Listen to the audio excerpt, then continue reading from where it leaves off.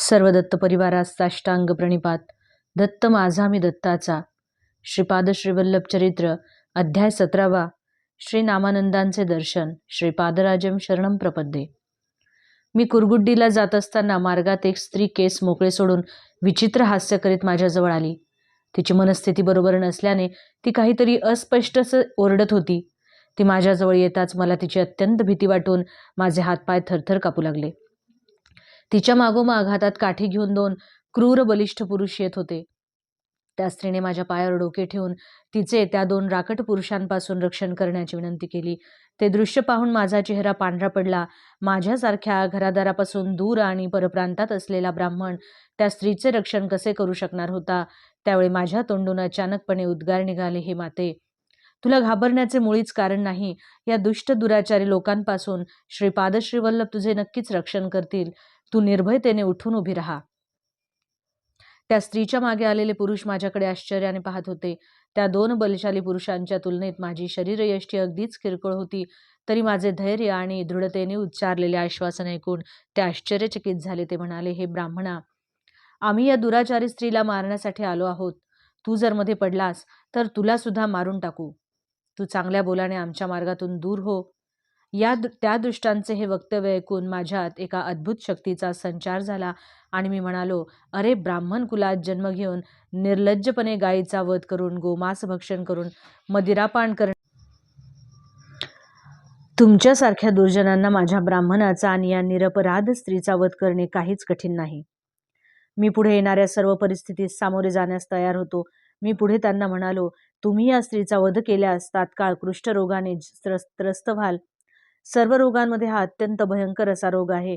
त्याला तुम्ही स्वतः आपल्या कर्मांनी आमंत्रण देत आहात याची मला कीव येते. मी हे सारे तुमच्या हितासाठी सांगत आहे. माझे हे वक्तव्य ऐकून ते आपले सारे धाडस हरवून अगदी निस्तेज झाले. मी सांगितलेली त्यांच्याबद्दलची विधाने खरी असल्याने माझी भविष्यवाणी नक्कीच खरी होईल असा त्यांना दृढ विश्वास वाटला. त्यांनी आपल्या चुका मान्य केल्या. ज्योतिषशास्त्राचे काहीच ज्ञान नसलेला मी त्यांच्या दृष्टीने एक विद्वान भविष्यवेत्ता ठरलो. जवळच असलेल्या एका वृक्षाच्या छायेत आम्ही बसलो. मी त्यांना त्यांच्या जीवनवृत्तांत सांगण्याची विनंती केली. ते म्हणाले, महाराज, आपण त्रिकालदर्शी आहात. आपणास अज्ञात असे या पृथ्वीवर काय आहे. आपण विचारले म्हणून सांगतो. आम्ही दोघे सख्खे बंधू. आमचा जन्म ब्राह्मण कुलात झाला, परंतु ब्राह्मणत्व आम्ही पूर्णपणे विसरून गेलो आणि भ्रष्ट झालो. गायीचे मांस खाण्यात आम्हास आनंद वाटे, त्यातच मदिरापानाचे भयंकर व्यसन आम्हास जडले. या सर्व दुर्गुणांचा व्यभिचारी वर्तनाने कहरच झाला. या सर्व दुराचारांमुळे आम्ही दुरात्मा झालो. समोरील टेकडीवर पद्मासन घालून बसलेल्या या स्त्रीस पाहून आमच्या मनात वाईट विचार आले, परंतु तिने स्पष्ट नकार दिल्याने आमचा अभिमान दुखावला व आम्ही रागाने तिच्या मागे निघालो. परंतु आमच्या सुदैवाने आपणासारख्या महान पुरुषाच्या दर्शनाचा लाभ झाला.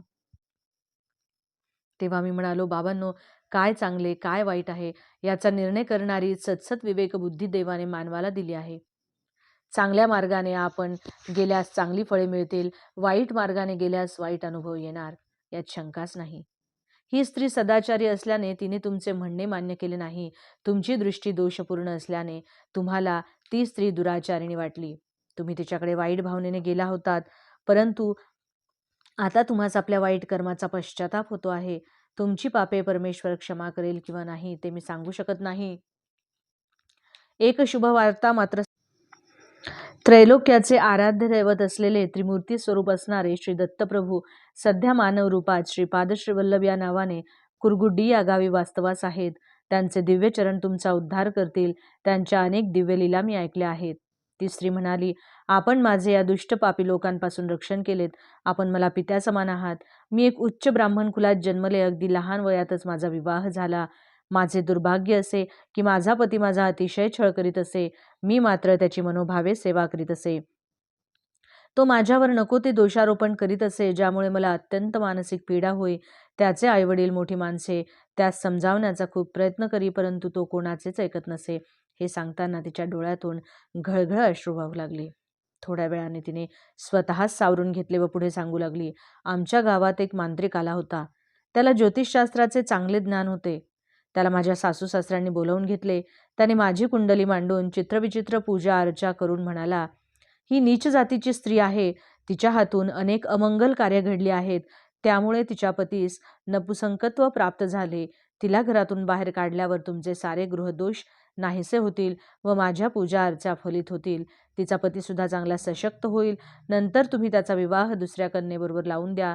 त्यांना यथाकाली संतती प्राप्त होईल. त्या ज्योतिषाच्या सांगण्यावर दृढ विश्वास ठेवून माझ्या सासू सासऱ्यांनी मला घरातून घालवून दिले. त्यांनी केलेल्या छळामुळे मी अत्यंत त्रासून गेले. मला काहीच मार्ग नसल्याने मी माहेरी जाण्यास निघाले. परंतु तेवढ्यात तो मांत्रिक आला आणि त्याने मला अडवले व वाईट नजरेने माझ्याकडे पाहू लागला. मला त्याच्या डोळ्यात दुष्ट वासनेचे ज्वलंत अंगारे दिसले. मी अत्यंत क्रोधायमान झाले. माझ्या शरीरात भद्रकालीची शक्ती प्रगट झाली होती. मी जवळच पडलेला एक मोठा दगड उचलला आणि त्या मांत्रिकाच्या शिरावर मारला. त्या भयंकर माराने मांत्रिकाचे डोके फुटून तो तात्काळ मृत्युमुखी पडला. माझ्या शीलरक्षणासाठी मला दुसरा मार्ग नसल्याने मी तो दगड मारला होता. परंतु दुर्दैवाने माझ्या हातून एका ब्राह्मणाची हत्या झाली होती. माझे मन अत्यंत अशांत झाले होते. काय करावे, कुठे जावे ते कळत नव्हते. मी माहेरी जाण्याचा विचार केला, परंतु तिथे जाण्याने माझ्या समस्यांचे समाधान होणार नव्हते.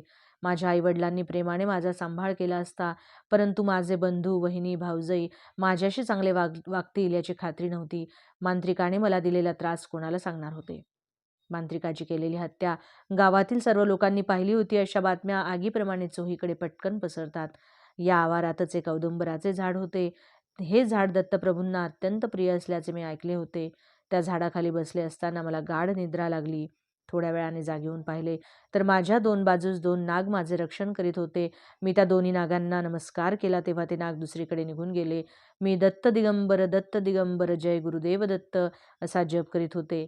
दत्तप्रभूंचे नुसते स्मरण केले तरी ते भक्तांच्या मदतीसाठी धावून येतात असे मी ऐकले होते.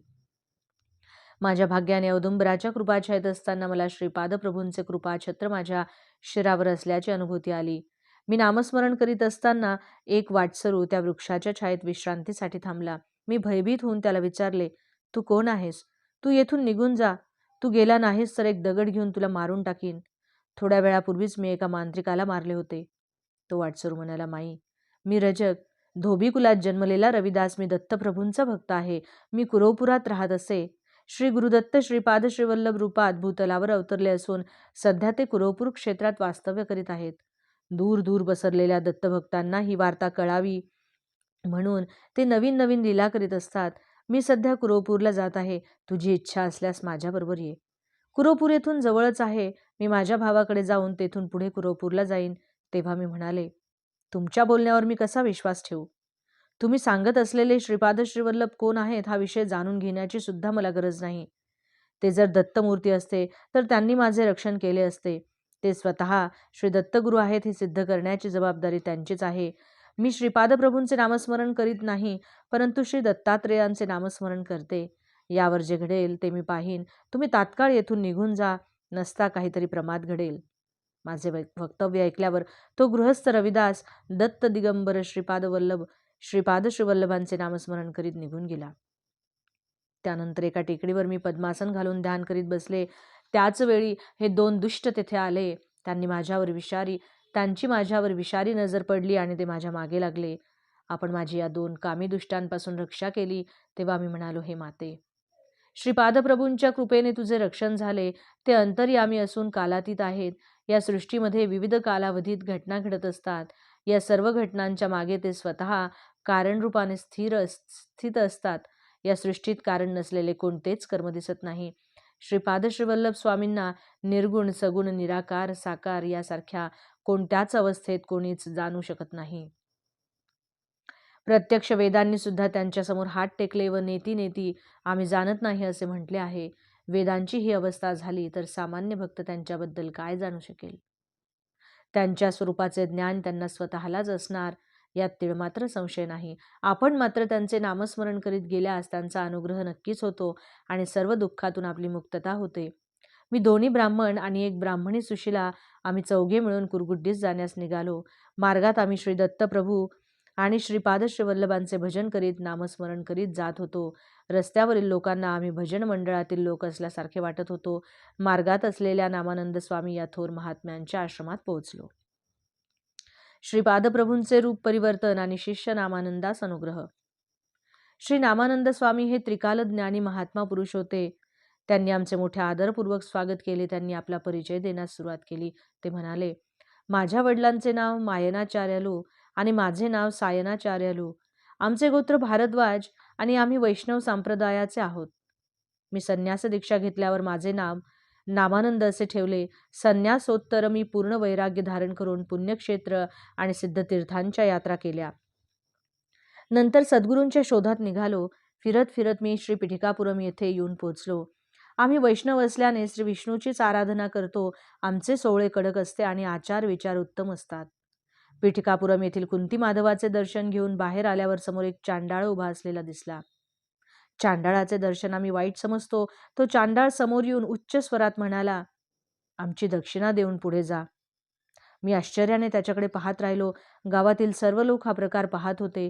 कलियुगामुळे असा विपरीत प्रकार घडत असल्याचे सर्वांना वाटत होते. तो चांडाळ मदिरापान करून श्री वैष्णवांवर अत्याचार करीत होता.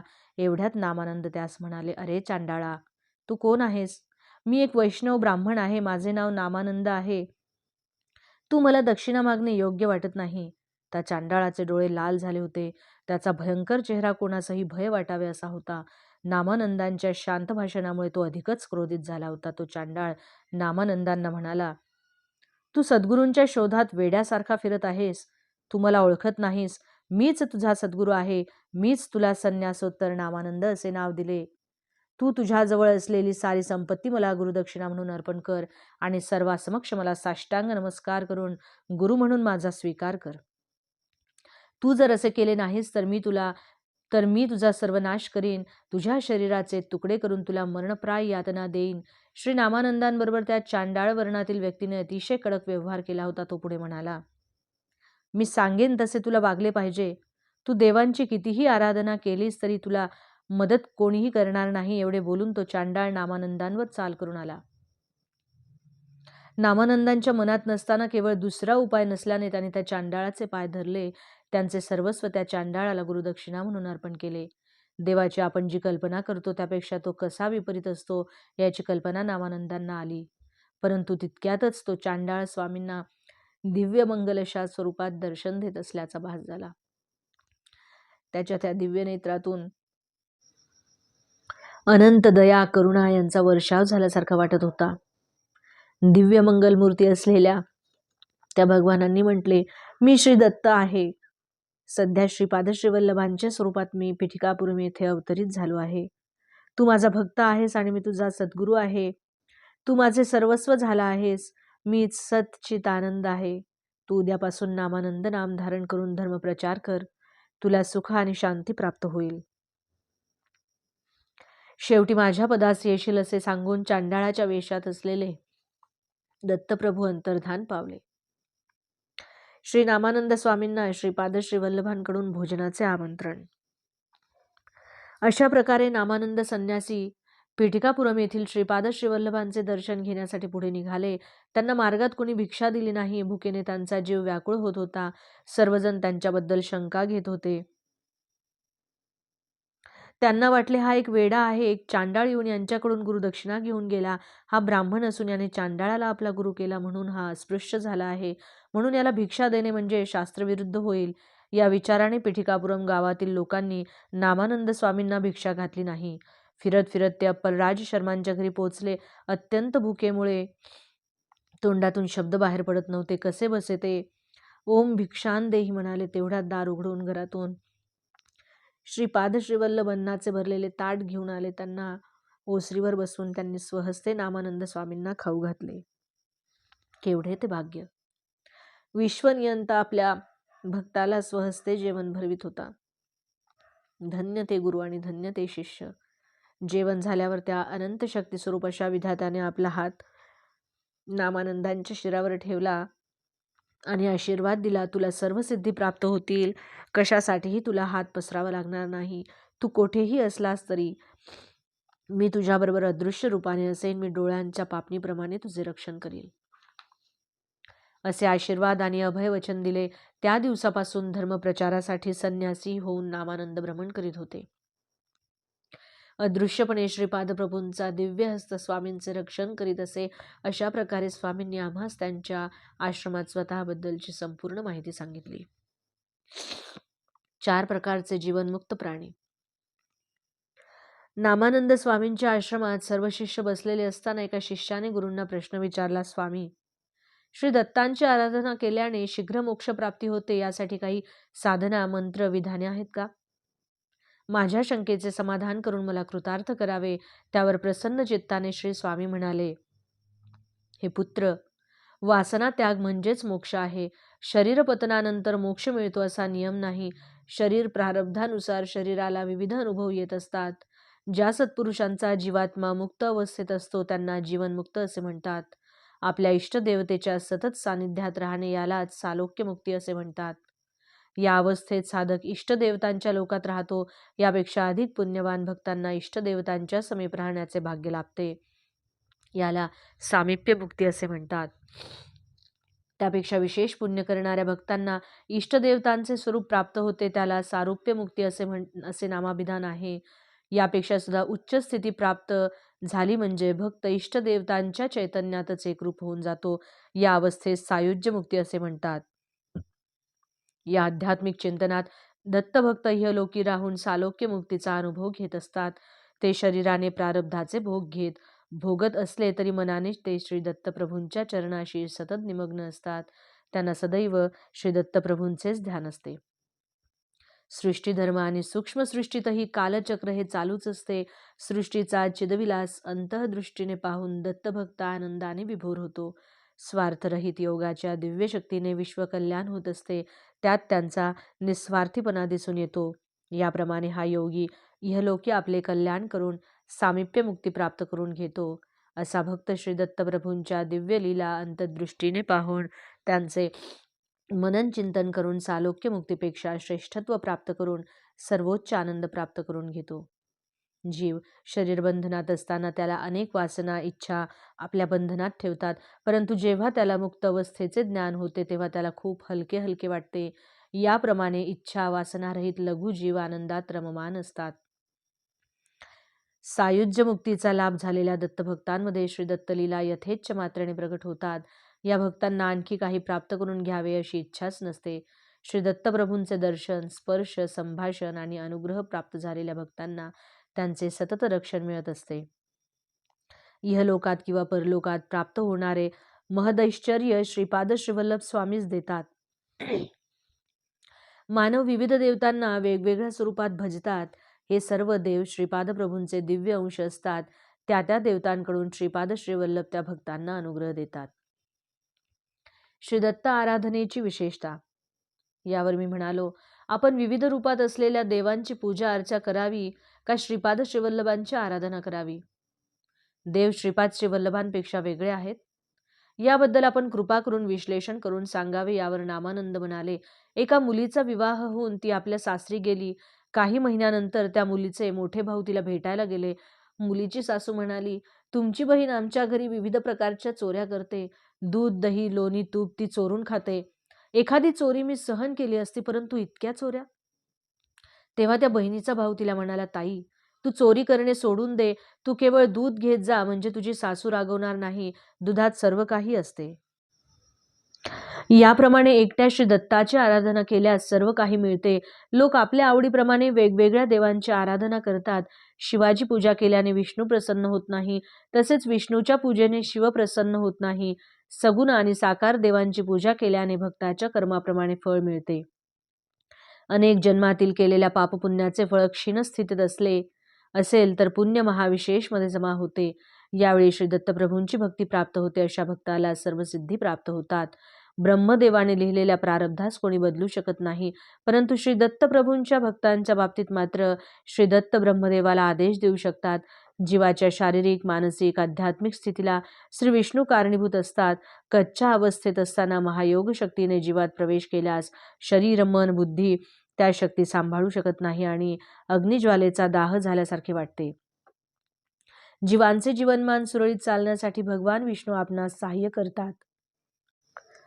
ते प्रत्येकाच्या कर्मानुसार श्रीकृष्ण श्री दत्तप्रभूंचे अभिन्न अंग आहेत.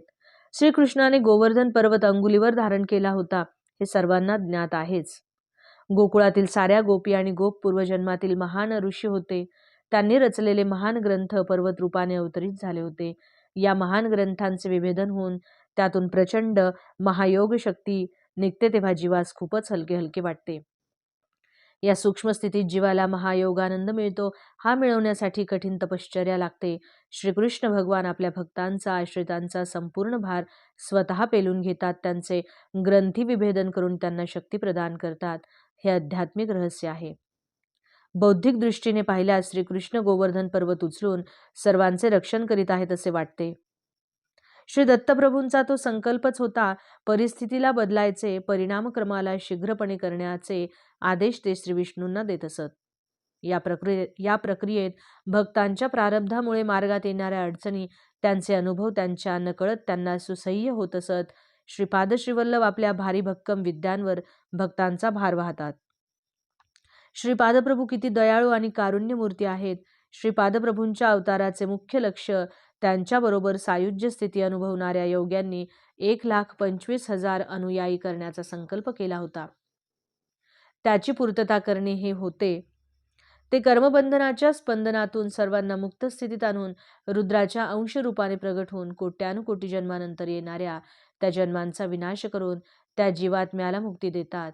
त्यांच्यामधील ब्रह्मा, विष्णू आणि रुद्राचा अंश स्फुट होऊन त्या त्या ईश्वरी गुणांनी भक्तांचे रक्षण होते. हे त्या त्या आत्म्याच्या संकल्पाने होत असते. भक्तांनी संकल्प सिद्धीसाठी भक्ती मार्गाचे अवलंब करणे आवश्यक आहे. एकदा पिठिकापुरममध्ये श्रीपाद प्रभूंच्या एका भक्तास घोड्यावर बसत असता घोड्याने पाडून टाकले व पायाने तुडवले. त्याला भयंकर जखमा होऊन तो रक्तबंबाळ झाला. त्या जखमी भक्ताला श्रीपादांनी आपला अभयहस्त दर्शविला आणि त्याच क्षणी सर्व जखमा पूर्णपणे बऱ्या झाल्या, जणू काही झाल्याच नव्हत्या. त्याच दिवशी श्रीपाद श्रीवल्लभांवर दृढ श्रद्धा आणि भक्तिभाव असणाऱ्या एका भक्ताला कल्पना नसताना 100 मोहरांनी भरलेला एक हंडा सापडला. श्री व्यंकटप्पई यांनी प्रभूंना या घटनेविषयी विवरण करून सांगण्याची विनंती केली. त्यावर श्रीपादस्वामी म्हणाले, मी माझ्या एका अनन्य भक्ताचे आयुष्य 20 वर्षांनी वाढवले. त्याच्या भक्तीवर संतुष्ट होऊन मी त्याला हे फळ दिले होते. आज त्याला 100 मोहरांनी भरलेला हंडा मिळाला. हा त्याचा महत्भाग्याचा दिवस आहे. ज्याची माझ्यावर मनापासून अनन्य भक्ती असते त्याचा मी दास होतो. जे भक्त मला हृदयात प्रस्थापित करतात ते मला अत्यंत प्रिय असतात. त्रिलोकपती परमेश्वर सुद्धा अशा भक्ताच्या अधीन होऊन त्यांच्याबरोबरच संचार करतात. श्री रामानंद स्वामींच्या दिव्य सत्संगाचा लाभ झाल्याने सर्वांना अत्यंत आनंद झाला. ते 2 ब्राह्मण नामानंदांना म्हणाले, आम्ही केलेल्या पापांचा आम्हास पश्चाताप होत आहे. आपण आम्हास उपदेश द्यावा.